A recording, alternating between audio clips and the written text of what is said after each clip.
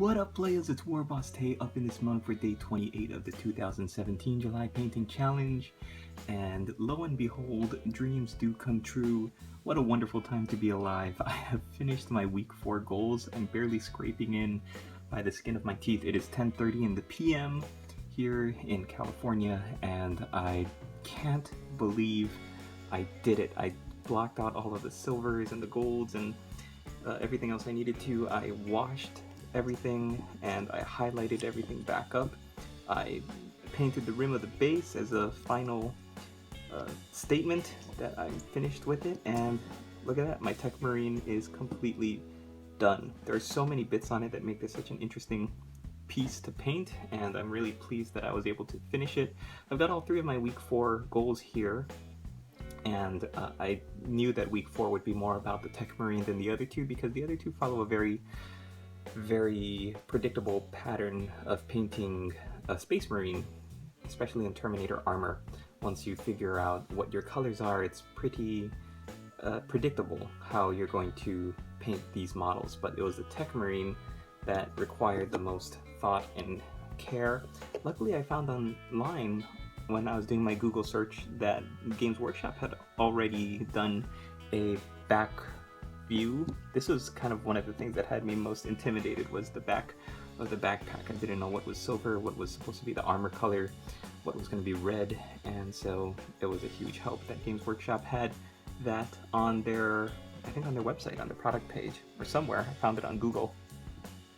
So week 4 accomplished. The other small details where I wrote out on the scroll and on the purity seals there under his right hip, and I had a lot of fun painting the different wires, green and red, on his power axe, as well as hanging down and around his body. And yeah, just a really fun model to paint. I'm just very pleased that I was able to finish it in time. I'm also pleased to see Mini Warrior posting up in the Google group, and to see everybody posting up their videos and their work.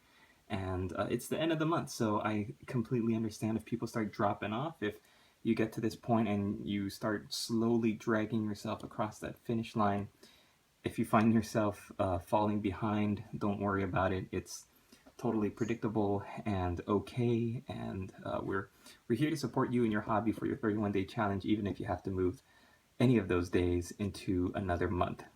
So welcome to everybody who's started posting, and thank you for everybody who's stuck with it.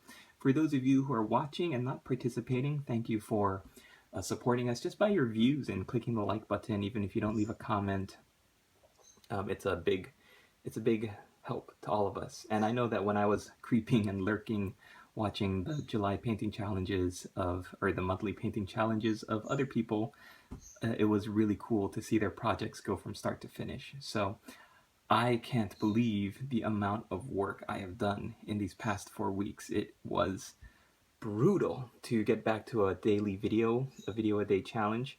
And my lady boss said, "Oh, thank God it only happens once a year, 1 month of the year, because it's crazy." And I think I'm going to look back on this and be really pleased that I was able to finish this commission. Looking ahead for my next 3 days, the last 3 days of the month, it's going to be a lot of what I call factory finish. I have to go back to my scout models and base all of them. I have to put the transfers onto the models, and I have to seal them all up, and then this commission will be finished. So I know that's a question for tomorrow, but I'm just thinking off the top of my head what I still have to do. And thank you so much for following and for leaving comments and hitting the like button, subscribing to my channel if you haven't already, and for being a part of this July painting challenge.